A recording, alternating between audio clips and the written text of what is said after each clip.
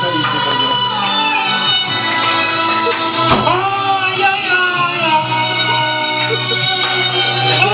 Mám pít, jo? Mám pít.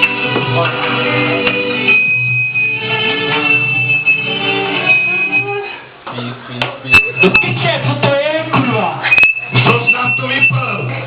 Ještě mu vytráčí. Moment, ještě ten můj stůl. Kurva. Ne, kamo, vůbec, tak to nefunguje. To je někdo, někdo. Nebudeme bavit, ale to fakt Bravo slovo. Počkej! Nahrávám. Jsem na to, myšlej. Ne, počkej, to nenahrává! Počkej! Ahoj lidi, já jsem Dolek, ty brďo, nejsem z Ostravy, jsem z Přerova. Tady jsem se ocitl naprosto náhodou, ty brďo, je to tak jenom, že tady vlastně, tady Honzu znám, ty brďo. Viděli jsme se vlastně minulý týden na Marleji, ty brďo. Vůbec nevím, jak já vím, že vlastně on dělá nějakého bubeníka, nebo co dělejte. Ne, on je tetovaný, jo, hele. To mě prostě k němu táhne, víš, a já jsem taky, jo, hele. Ne, hej, běž do piče, hele, to jsou Ondrášovi kéry, jo, Ondra ze Znojma. Zvedek, Brno! Ondra Znojma! Nejlepší kluk, v pohodě.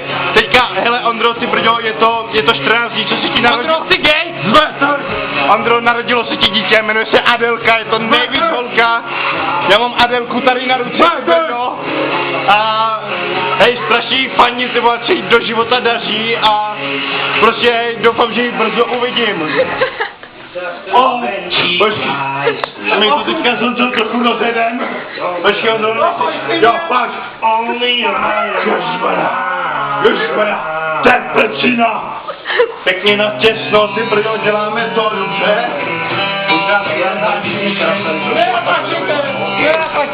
Už prostě pak ne, jako.